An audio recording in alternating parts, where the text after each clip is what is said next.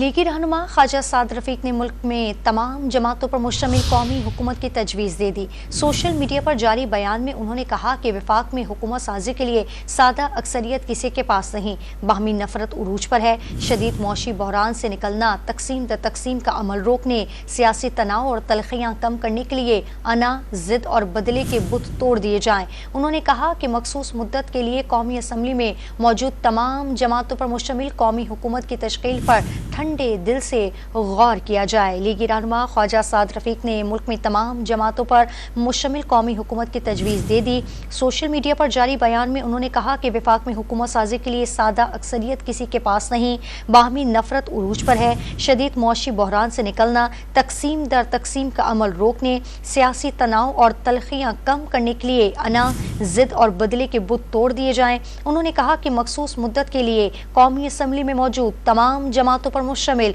कौमी हुकूमत की तश्कील पर ठंडे दिल से गौर किया जाए।